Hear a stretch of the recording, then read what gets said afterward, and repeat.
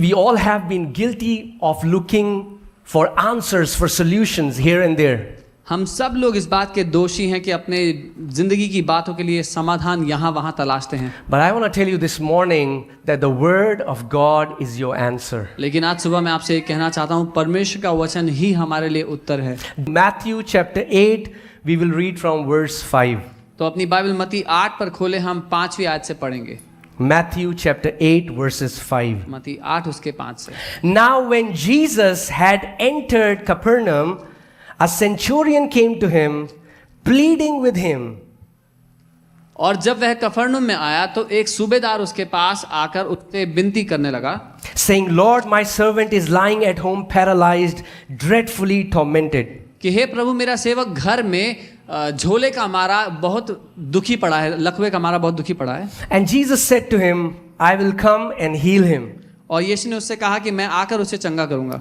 The centurion answered and said, Lord, I am not worthy that you should come under my roof, but only speak a word and my servant will be healed.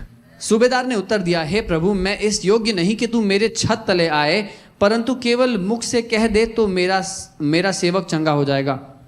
The centurion was telling Jesus that you don't need to come, you just have to release a word. वो सूबेदार यीशु से कह रहा था कि प्रभु, आपको आने की आवश्यकता नहीं है, केवल आप एक वचन कह दें। Amen. Amen.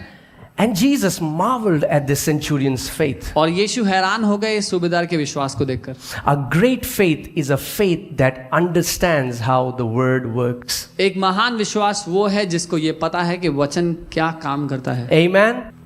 Some people are like, oh, Satan is so powerful. Satan isn't that powerful. He cannot do anything unless he gets our agreement. और कुछ लोग कहते हैं शैतान बहुत शक्तिशाली है, शैतान ये करता है वो, लेकिन शैतान बिल्कुल शक्तिशाली नहीं है।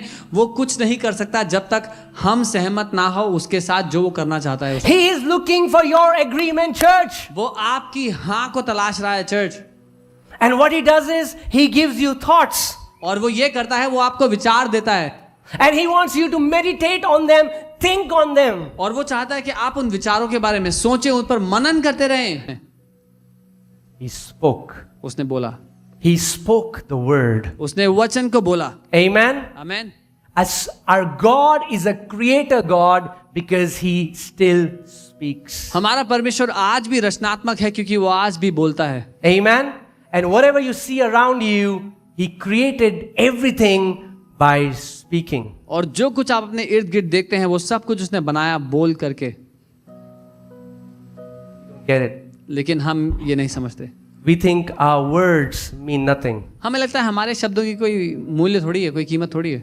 Before the words were used for communication, words were used for creation.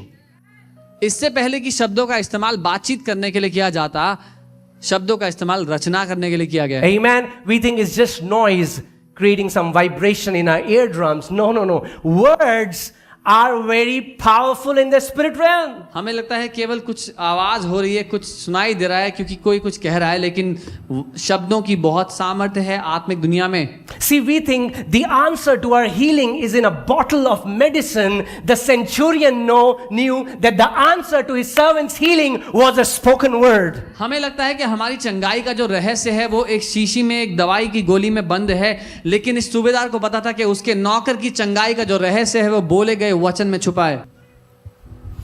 And we are very casual about our thoughts. और हम बिल्कुल ध्यान नहीं देते हम जो बातें सोचते हैं। So it's just the thoughts. पता है मेरे विचार ही तो हैं। But thoughts are going to become words. लेकिन विचार ही आगे जाके शब्द बनते हैं। And words create. और शब्द रचना करते हैं। I'll say it again. मैं दोबारा कहता हूँ। Thoughts विचार will become words and words will create. विचार वचन बन जाएंगे और वचन रचना कर देंगे। When Jesus saw that fig tree, जब यीशु ने वो अंजीर का पेड़ देखा, there had no fruit. जिस पर कोई फल नहीं था। The Bible says he cursed it. यीशु ने उसको श्राप दिया। Bible And then Jesus and the disciples went their way.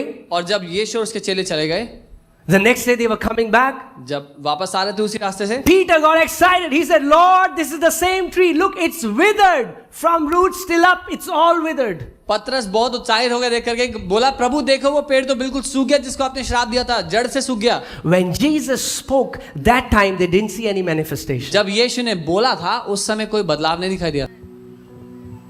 The enemy is after our thoughts. वो दुश्मन हमारे Because it विचारों doesn't के start पीछे है। with speaking, it starts with thinking. Fill your mouth with the word. अपने मुंह को परमेश्वर के वचन से भरना। I said, fill your mouth with the word. मैंने कहा अपने मुंह को परमेश्वर के वचन से, Fill your mouth with the word. अपने मुंह को परमेश्वर के वचन से भर लो। Because the Bible says the word of God which is sent forth does not come back void. क्योंकि बाइबल कहती है परमेश्वर जब अपने वचन को भेजता है तो वो खाली वापस नहीं आता। Day in, day out, eat the word, speak the word, speak the word, speak the word. Even if you don't see anything changing, keep speaking by faith. दिन और रात वचन को अपने दिल में भरते जाओ, उसको बोलते जाओ। जब कुछ बदलता हुआ ना नजर आए फिर भी वचन की घोषणा करते चले जाओ। Amen. Amen. The word of God will never fail. परमेश्वर का वचन कभी भी नकारा नहीं होगा।